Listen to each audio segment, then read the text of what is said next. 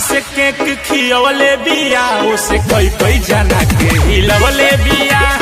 हाथ से केक खियवले बिया उसे कोई जना के हिलवले बिया।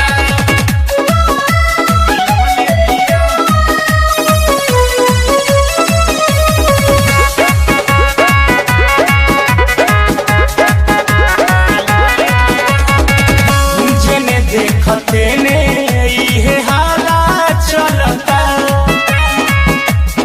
सनी लियोन के बोले बाला चलता। अरे छा गइल हो जवना हाथ से बड़े केक छुअल होई ऊपर के तना मलाई केक छुअल हो उहे सारा जना के चटवले बिया। जवना हाथ से केक खियवले बिया उसे कोई जना के हिलवले बिया। जवना हाथ से केक खियवले बिया उसे कोई जना के हिलवले बिया।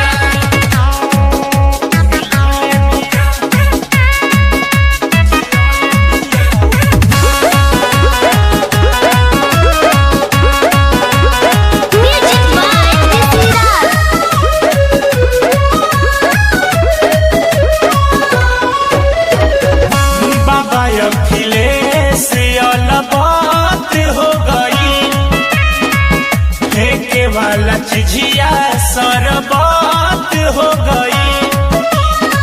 गजबे भाई हो जेकरा जवन बुझाइल वो कइल तवन जवन बाकी रहे पूरा कइले पवन। भीमलाल के शंका धरवले बिया।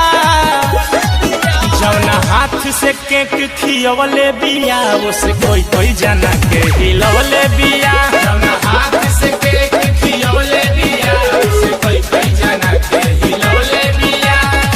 जा नाश को